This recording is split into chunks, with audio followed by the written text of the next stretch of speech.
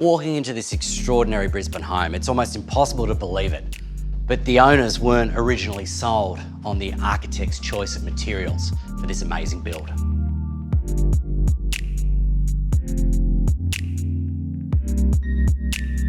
How did you imagine your new house? In your mind, how did you see it?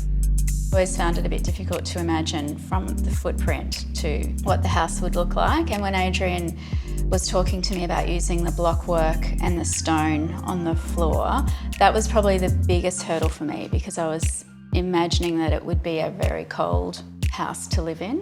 But by the end, by the time the walls were going in, then I could start to see. Yeah, and definitely now it's just a lovely house to live in.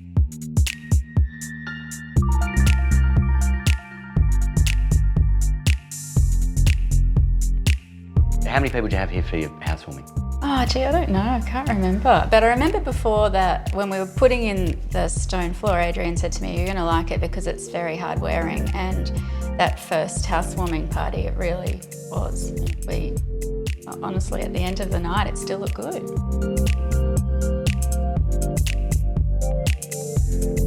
Walking into this house 4 years later, what do you like about it today when you walk in? I think because of the materials, if you pull the furniture out of here, you probably wouldn't know when it was built. And that's something that we try to do with all the projects. Try and sort of inoculate them against time. How do you do that? Well, materials are a big one. We're big fans of masonry, so we use masonry in all our projects. And what's the appeal for you? There's no applied finish to it. It's ultimately the final finish, so you can't scratch it and reveal a substrate, you know. And it gets better with time, so it's not like those shiny, glossy finishes that, you know, in a week they're kind of worse than they were.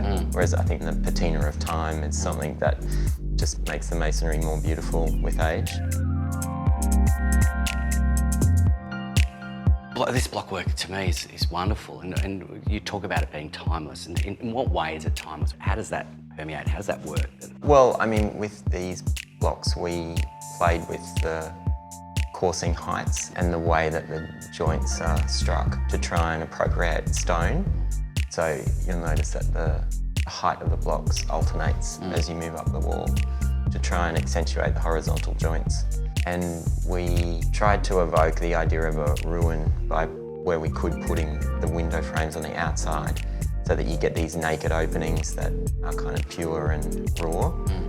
So it's those kind of details that you may not notice that I think intuitively you react to.